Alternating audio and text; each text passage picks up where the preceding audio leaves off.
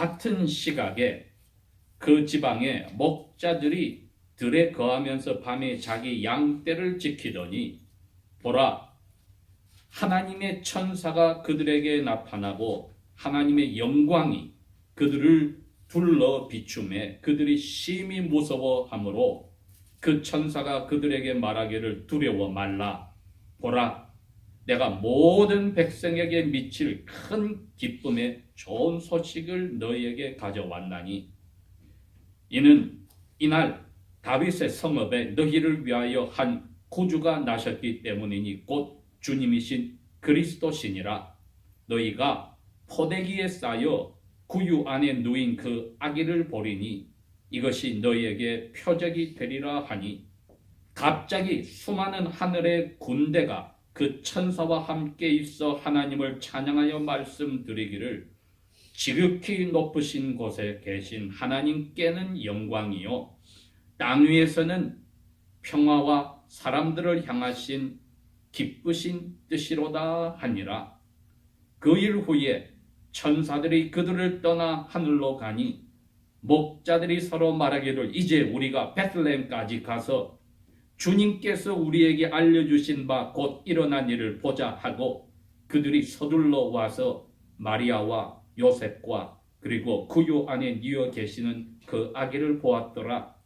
그들이 이 일을 보고 두 천사들이 이 아기에 관하여 그들에게 말하였던 말을 널리 알렸더니 그 말을 듣는 모든 자가 목자들이 그들에게 전한 그 일들에 대하여서 놀라니라. 그러나 마리아는 이 모든 일들을 자기 마음속에 간직하고 깊이 생각하니라. 목자들이 듣고 본 모든 것들이 자기들에게 전하여 준 것과 같으므로 하나님께 영광을 돌리고 찬양하면서 돌아갔더라. 아멘. 크리스마스 시즌 하면은 무엇보다도 마리아와 그의 남편 요셉과 태어나신 갓난아기 예수님입니다. 그러나 그 예수님과 자기 양아버지인 요셉과 어머니 마리아를 찾아온 사람은 이스라엘 나라의 그 누구도 아니고 가장 사람들에게 그 당시에 손가락질을 받고 도둑이라고 자연히 불리던 목자들이었습니다. 그리고 이분들이 여행하여서 도착한 도시가 자기 양아버지 되는 요셉의 고향, 즉 다윗 왕의 후손으로 솔로몬의 네 아들 중에 두 번째 아들인 나단의 직계 후손인 요셉의 고향 베들레헴이었습니다. House of Bread다. 베들레헴. 하늘로부터 내려오는 양식 빵의 집이다.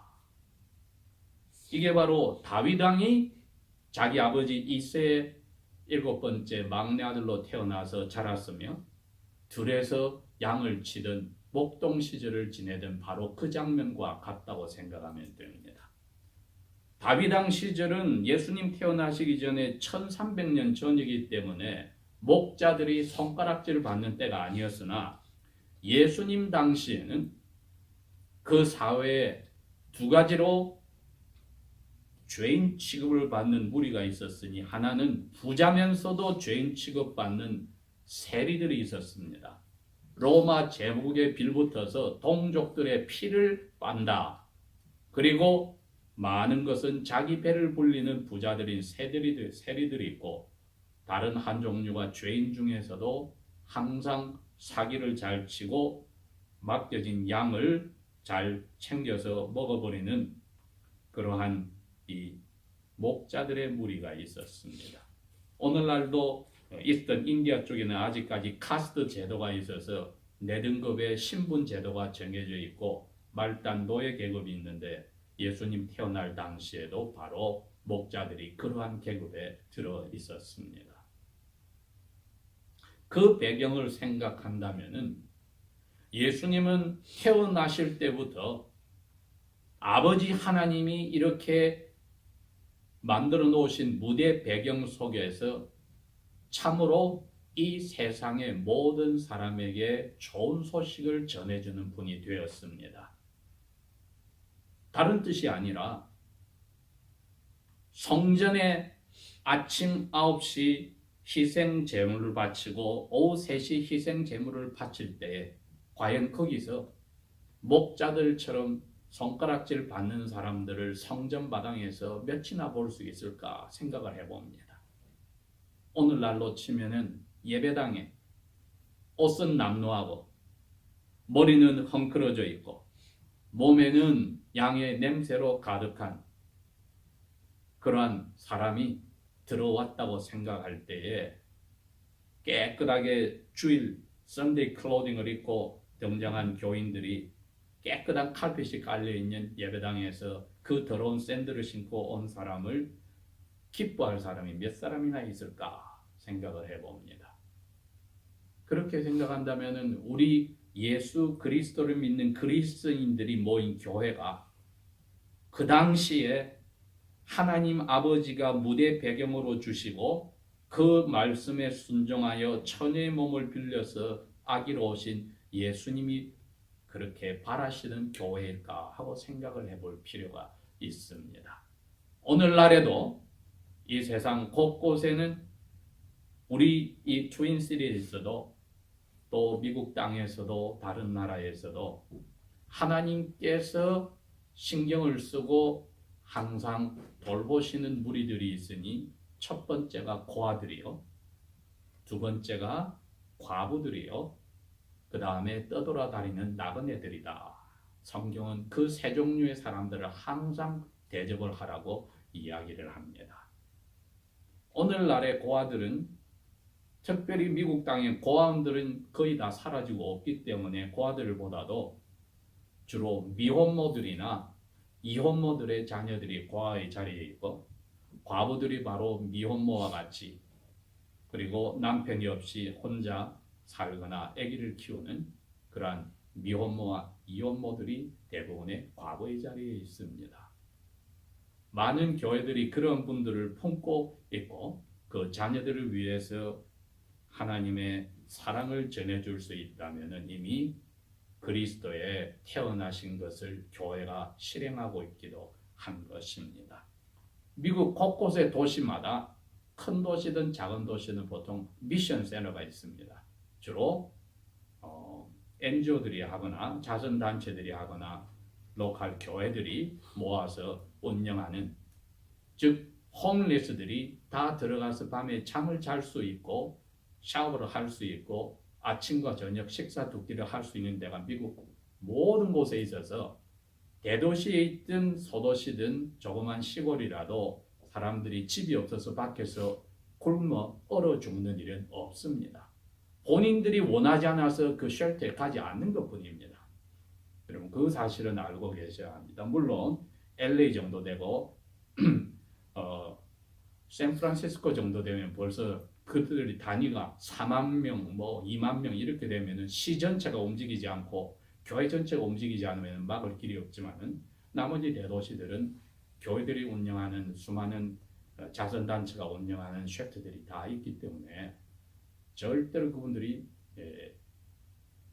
들어가서 자고 먹고 할 데가 없어서 밖에 나와 있는 건 아니란 걸 아셔야 됩니다. 여기도 미니애폴리스 다운타운에도 있고 세인트폴 다운타운에도 있습니다. 그리고 유오벤 웨스트뱅크에도 있습니다. 곳곳에 있어요. 그래서 그분들은 겨울에는 여기를 떠나서 주로 애리조나나 캘리포니아로 내려갔다가 또 여름이 되면 이쪽으로 올라오고 또 계절을 타기도 하는 분도 계시고, 그런데 오늘 저희들이 이제 이 목자에 대해서 생각을 하는 이유가 하나님이 이 목자들을 얼마나 좋아하셨는가.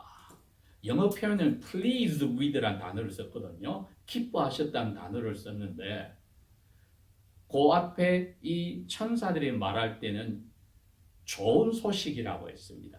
큰 기쁨이 차는 좋은 소식이다 했는데 누가 그 소식을 들었냐 했더니 이 목자들이 먼저 들었습니다. 만약에 트윈시티의 여기에 다운타운 컨벤션 센터에 만약에 미네소라 코랄이 합창을 한다면 돈을 15불, 20불 내고 들어가서 들어야 됩니다. 하다못해 런던에 심포니 오케스트라하고 코러스가 한다면 비행기 타고 가서 한다면 돈은 1,000불 이상은 들겠죠. 생각을 해보십시오.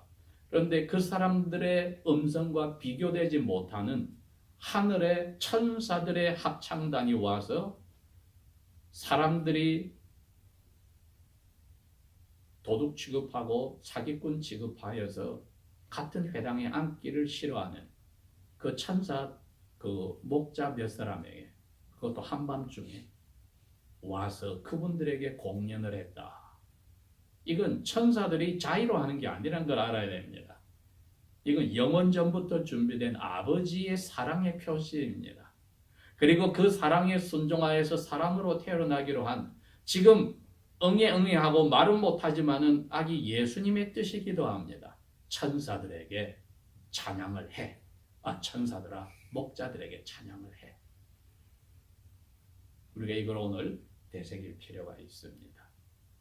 그러면 우리가 만약에 이제 인생이 바뀐 이 목자들의 자리에 있다면 우리는 또 어떻게 누구에게 이 아버지의 사랑을 베풀어야 될까? 그러면 우리하고 격이 비슷한 사람들을 찾기 전에 항상 구석에서 인정을 받지 못하는 사람들에게 우리가 눈을 돌리고 사랑을 전해줄 이 좋은 소식을, 큰 기쁜 소식을 전해줄 개개인이 되고 교회가 되어야 하겠습니다. 8절에서부터 읽은 말씀은 1절에서 7절까지는 요셉과 마리아가 결혼하지 않았지만 성경은 아내와 남편이라고 불렀습니다. 1년 동안 약혼 기간 동안에 아내는 아내대로 남편은 남편대로 살 집을 준비하고 다 하는 기간이니까 성경은 당연하게 아내와 남편이라고 부릅니다. 현대 약혼과 다르게 지내보고 파혼할 수 있다는 게 아니라 이제 살려고 준비하는 기간이 1년의 약혼 기간이었기에 그 약혼 기간에 갑자기 아기를 가지게 되고 이혼하려 하였던 요셉에게까지 가브리엘 천사가 나타나서 다 설명을 해주므로 이제는 로마 황제 명령에 따라 남편 되는 요셉의 고향으로 가더라. 거기 가서 보니까 분명히 본문은 여관이라는 뜻이 아니었습니다. 아예는 이미 번역이 잘못된 거니까 자기 친척들 집에 게스트룸이 다 차버렸더라는 겁니다. 물론 나사렛에서 이까지 내려오려면은 만삭이 되었으니까 보통 성인들이 하루에 한 20마일을 하면은 약 7일이 걸리는데 만삭된 분을 생각해서 2배로 생각하면 그 2주를 걸렸다고 생각을 해봅시다. 그러니 다른 가족들이 다 찾아와서 친척들의 집에 방문해서 다 게스트룸을 써버렸다. 여러분 이거는 오늘날도 니어리스턴이나 옛날 이스라엘의 목가 형태는 같습니다.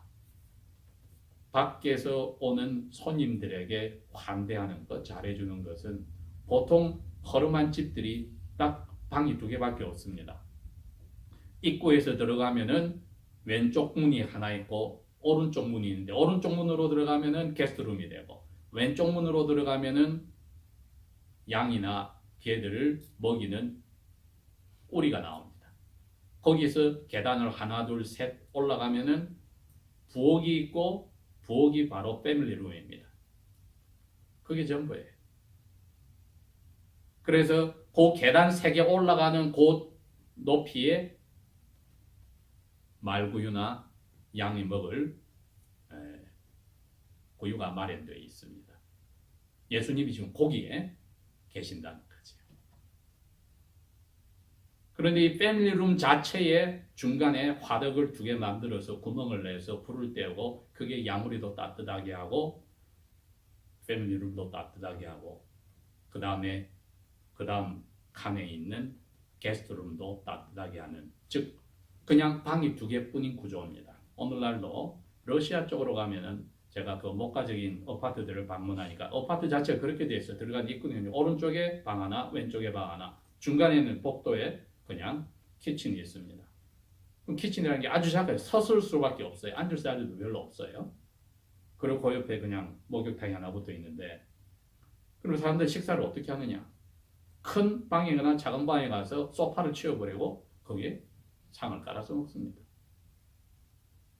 그게 전부예요. 그리고 식탁이라는 게 따로 개념이 없더라고요.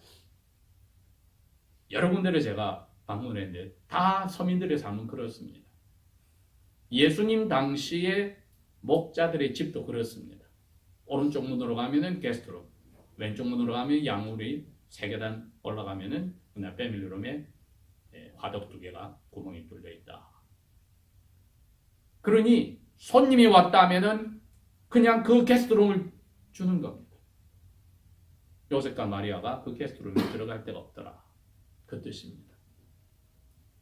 그래서 말우리를 마구간을 깨끗하게 치워서 자기들이 아기 낳을 때 쓰는 포대기를 거기다 깔아서 아기를 낳게 하고 모셨다.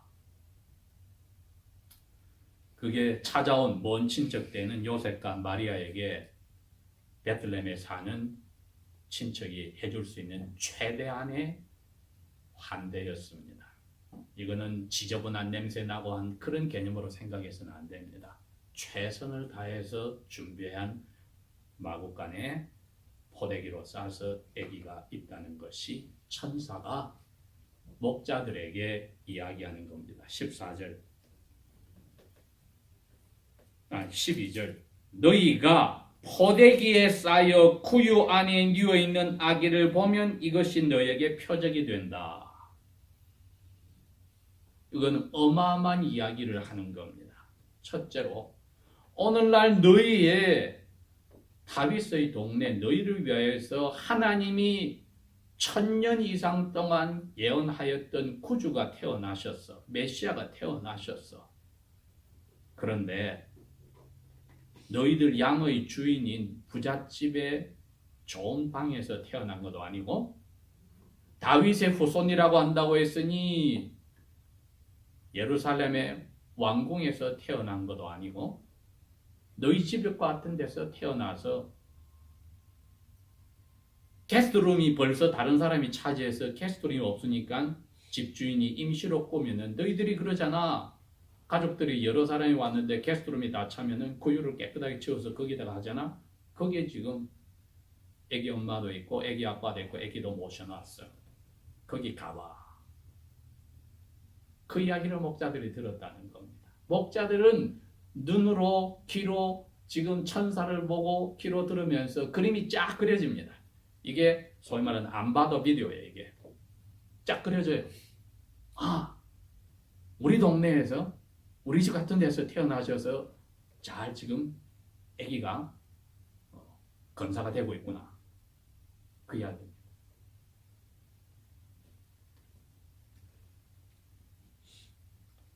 천사들이 떠나기 전에 갑자기 천사의 합창단이 나타났더라. 그런데 합창의 노래가 여기 적혀 있네요. 지극히 높으신 곳에 계신 하나님께는 영광이다. 이거는 목자들도 아는 겁니다.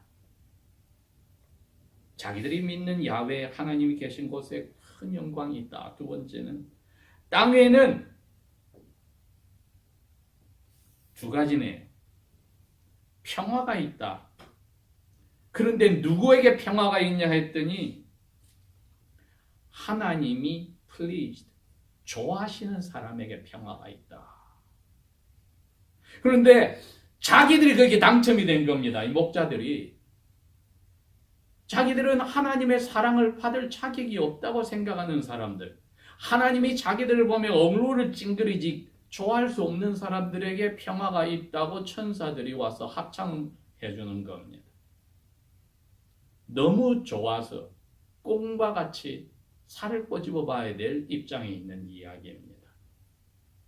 그러니 합창단이 오기 전에는 어마어마한 자리에서 태어날 뿐인 줄 알았더니 자기 집과 같은 데서 태어나서 모시고 있다는 메시아가 계셨고 거기로 가봐라 그러고 가기 전에 합창단의 합창을 듣고 가라 해서 합창의 내용을 보니까 자기들에게 하나님이 좋아서 어쩔 줄 모른다 하시는 겁니다.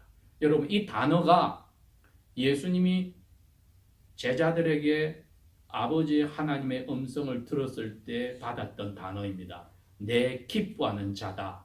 내 사랑하는 아들이여 내 기뻐하는 자다. 그 단어입니다. 그런데 우리가 내가 누구를 기뻐하는 단어는 말은 되지만 뜻이 잘 안 오죠. 그래서 그리스에서도 그게 좋아한다는 뜻입니다. 예수야, 아버지 나는 너를 좋아해.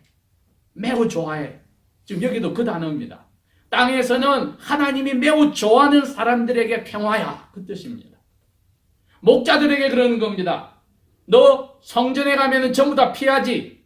그런데 그 주인 대신 아버지 하나님은 너희들을 너무 좋아해. 여러분, 이거는 사람들 마음대로 되는 게 아닙니다. 여러분, 우리는 감정을 컨트롤 못하는 죄인들입니다. 원수를 좋아라고 명령을 안 하신 게 우리의 약함 때문에 그런 겁니다. 이빨을 악물고 의지의 표현으로 원수를 사랑하라고 하시지만 좋아라 말을 못 하시는 이유가 타락한 우리는 감정을 컨트롤을 못하기 때문에 그거는 의미가 없어요. 그런데 하나님 우리 보고 나는 이빨을 악물고 너희들을 사랑하여서 내 아들을 죽이는 약속한 대로 그냥 죽이려고 싫어하지만은 너희들을 죽이려고 내 아들을 사람으로 보내서 너희들을 의지로서 약속으로 사랑하는 하나님이 아니라 좋아해. 마음으로 좋아해. 지금 그 이야기를 목자들에게 한 겁니다. 천사를 통해서 하나님 명령을 했습니다. 나 하나님 아버지가 태어난 아들, 이 아기도 이 죄인이라고 사람 취급받지 못하는 목자들을 좋아해. 마음에서 우러나는 거지요. 여러분, 남녀가 데이트하고 나중에 결혼할 때가 되면은 제가 그분들에게 항상 충고한 게 있습니다. 좋아하기 전에는 프로포즈해서 안 됩니다. 좋아해야 돼. 그런데 그건 저절로 안 되잖아요. 자기가 노력해서 되는 게 아니거든요. 이 감정은. 그런데 하나님이 좋아할 수 없는 죄인들의 말단 집단에게 좋아해. 그렇게 이야기를 했습니다. 왜? 너희들을 죄에서 내가 빼줄 거거든. 그러면 뭐가 달라? 계급장 아무 필요 없는 공중목욕탕이 다 발가벗은 거야. 근데 죄가 없어. 평화야 너희들에게는. 죄책감이 없어. 부끄러움도 없어. 과거도 없어. 현재도 없어. 이제는 너희들은 내가 좋아할 수밖에 없는 너무나 좋은 아름다운 영혼들이야. 그게 너희들의 영혼에 내가 주는 선물 평화야. 하나님의 사랑이 가장 죄책감과 자기 자책과 자기 스스로를 낮추고 있는 사람들에게 와서 너는 너가 죄인이란 거 알고 있으니 난 너무 좋아 너가. 그 이야기를 하셨네요. 그것도 혼자 조용히 하신 게 아니라 동네방네 떠나가게 몇만의 천사가 나타나서 그 이야기를 한 겁니다. 멀리 떨어진 양식의 집이라고 불리는 베들레헴의 동네에 그래도 자기는 목자들보다 낫다고 생각하는 사람들은 듣지 못하는 이 큰 기쁨을 주는 소식을 아버지 하나님은 알맞게 알맞은 시간에 알맞은 장소에서 전해 주었습니다. 이 목자들이 밤에 양을 지키면서 지금 양 새끼가 태어날 시간인데 그것을 어떻게 주인 몰래 몇 마리 쓸적할까 하고 있었을지도 모릅니다. 그 정도로 태생적으로도 직업적으로도 문제 있는 분들임에도 불구하고 하나님이 난 너 좋아해. 나 혼자만 좋아한다 안 할 거야. 이 하늘의 천군천사가 다 그 말 너에게 하게 할 거야. 아버지 하나님이 좋아하는데 천사들이 목자들에게 손가락에서 할 수 있습니까? 오늘 하나님의 사랑 마지막 12월달 5번째 내용이 그겁니다. 하나님께서 좋아하시는 사람들에게 하나님의 평화를 주셨다고 약속을 했습니다. 이제 목자들이 베들레헴으로 가보자는 거죠. 자기들이 마음을 이렇게 흥분을 시켰으니까 하나님이 자기들을 좋아한다는데 자기들을 죄 없다고 평화를 주겠다고 하는데 가보자는 거죠. 가봤더니 아니나 다를까 깨끗하게 치워진 말구유에 자기 집에 모셔 데려가고 싶을 생각이 안 들게 깨끗하게 손님 대접을 받고 있는 걸 보았기 때문에 자기들이 듣고 본 대로만 이야기만 하고 야 주인 수고했습니다. 우리 구주님 이렇게 잘 모셨으니 감사합니다 하고 떠난 겁니다. 안 그랬으면 자기 집에 모셔가야죠. 왜 이렇게 더럽게 하고 취급합니까? 하지 않았거든요. 그렇게 하고 사람들에게도 이야기를 다 해주고 떠나는데 아니나 다를까 예수님이 어른이 되더니 예수님을 쫄쫄 따라다니는 사람들이 누굽니까? 바로 이름 무리에 common folks, 별 볼일을 없는 사람들이 다 예수님하고 친구로 지내서 예수님의 원수들이 뭐라고 이야기했습니까? 저놈은 죄인들하고 친구야, 사기꾼들하고 친구야 하고 별명을 받았습니다.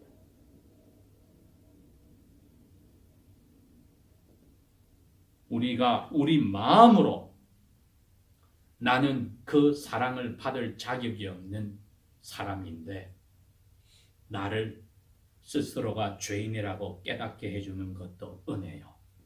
거기서 벗어나게 한 것도 은혜요.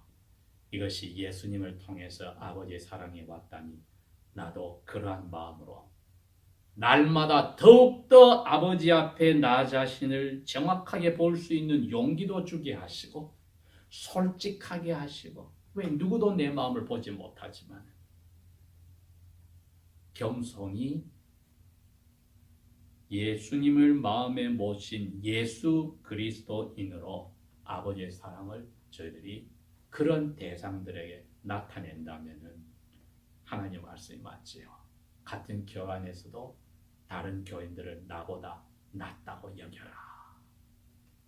이러한 마음의 자세가 목자들의 마음의 자세로 돌아가지 않으면 불가능하겠죠. 기도하겠습니다.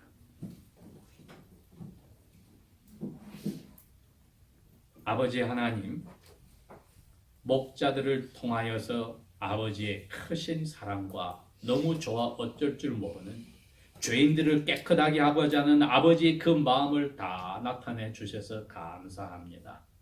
우리에게도 오늘 그 은혜를 주셨으니 예수 그리스도의 영이 우리의 마음속에 살면서 우리 일생 다가도록 우리 스스로의 이 못된 꼴볼견, 못된 이 꼬라지를 항상 정확하게 보고 용기 있게 보고 겸손하게 인정하고 돌아서서 목자들의 자리에 있는 사람들에게 나보다 낮게 여겨 섬길 수 있도록 귀한 예수님의 선물을 전하는 도구로 써주십시오.